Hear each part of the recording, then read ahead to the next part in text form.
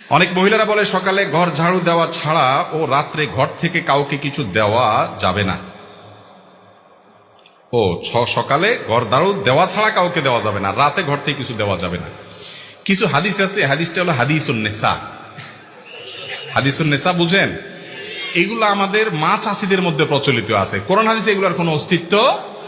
এটা হলো এরকম একটা হাদিস যে ঘর ঝাড়ু দেওয়া ছাড়া কাউকে কিছু দেওয়া যাবে না।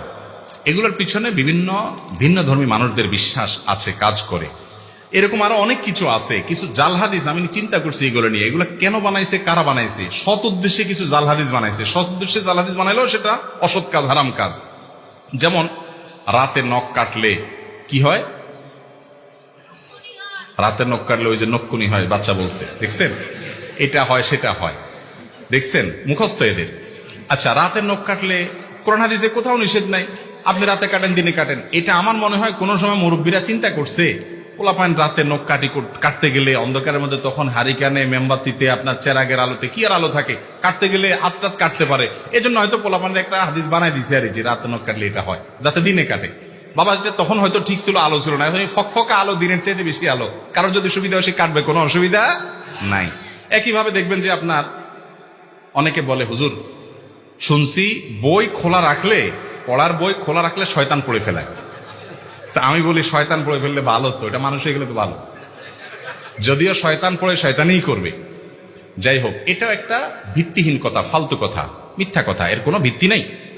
ভাই, শয়তান যদি বই পড়তে চায় সে খুলেও পড়তে পারে। আর শয়তান, সে তার জন্ম হয়েছে কত আগে, তার সব মুখস্থ, আপনার বই পড়ার দরকার নাই তো, সে তো পরীক্ষা দিবে না। এগুলো অযথা কথা। আমার মনে হচ্ছে এটাও কোনো মুরব্বীরা বানাইছেন এই জন্য যে পোলাপান বই খোলা রেখে দৌড় দেয় এদিকে সেদিকে, বাতাসে, মোরগে, এটাতে সেটাতে, গ্রামে গঞ্জে অসুবিধা হয়, ছিঁড়ে যায় পাতা পুতা, পোলাপানে ছিঁড়ে ফেলায়, এই জন্য যাতে বন্ধ করে থুয়া যায়, দায়িত্বশীল ভাবে গোছায় থুয়া যায়, এই জন্য একটা হাদিস মিথ্যা বানাই দিছে আর কি, যেটা হলে শয়তান পড়ে। বুঝেন নাই কথা? এরকম অনেক কিছু আছে। কোরআন হাতে থেকে পড়লে কি করা লাগে? ওই যে ডাইল দিতে হয়, চাল দিতে হয়, লবণ দিতে হয়, এক এক এলাকায় এক একটা আছে।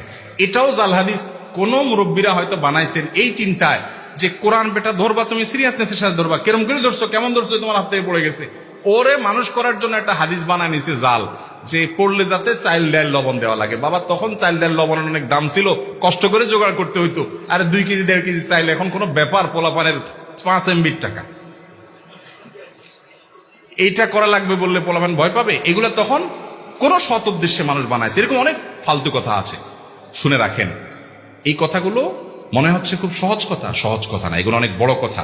আল্লাহ বলেছেন, ওয়া আন তাকুলু আলাল্লাহি মা লা তা'লামুন, আল্লাহ তাআলার ব্যাপারে তোমরা না জেনে কিছু বলবা না, মন গড়া কিছু বলবো না, এগুলো গুনাহের কথা, জায়েজ নাই। আল্লাহ তাআলা আমাদেরকে বুঝার তৌফিক দান করুন। এগুলো এক ধরনের ছোট শিরক, এক ধরনের শিরক, যে মুমিনের ভালো মন্দ, ইমানদারের ভালো মন্দ সব কার হাতে? এসব ফালতু বিশ্বাস করা যাবে না, অযথা বিশ্বাস করা যাবে না। অনেক রকমের আছে এরকম।